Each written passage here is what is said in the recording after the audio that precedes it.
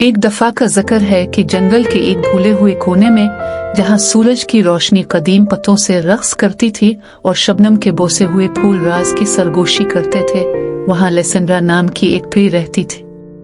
अपने शरारती रिश्तेदारों के बरक्स लेसेंड्रा नरम मिजाज की एक खूबसूरत परी थी।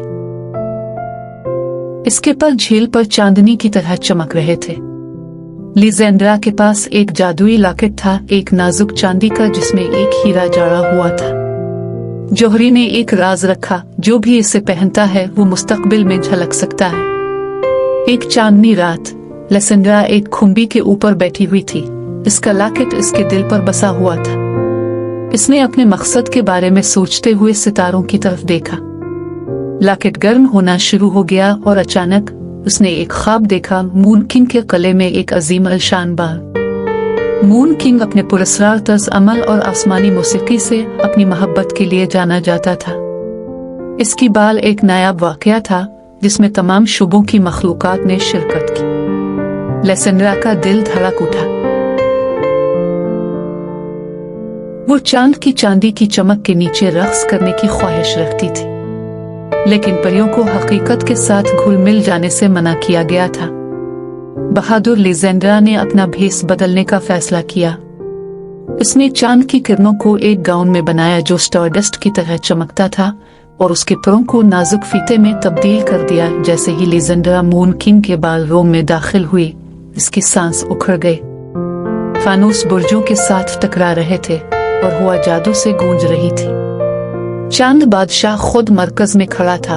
इसकी आंखें रात के आसमान की तरह गहरी थी। लिजेंड्रा ने खूबसूरत सा रक्स किया। इसके कदम लॉकेट की सरगोशियों से रहनुमाई कर रहे थे। चांद बादशाह ने लिजेंड्रा को देखा और देखता ही रह गया। इसने इसका नाम पूछा और उसने जवाब दिया, मैं लिजेंड्रा हूँ, एक आजिज मुसाफिर। और इतने में जैसे ही घड़ी आधी रात को टकराई, लिजेंड्रा का लॉकेट रोशन हो गया। वो जानती थी कि इसका जादू खत्म हो जाएगा। उसने मून किंग को अपना राज सरगोशी में बताया, इसके परों और उसके लॉकेट के बारे में हकीकत।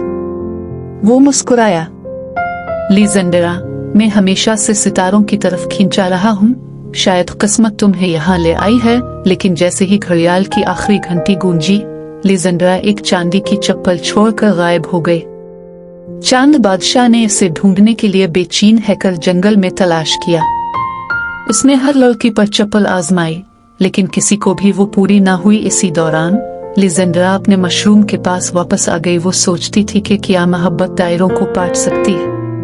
और फिर एक रात चांद का बादशाह चप्पल पकड़े इसके पास नमूदार हुआ। वो इसके सामने झुक गया।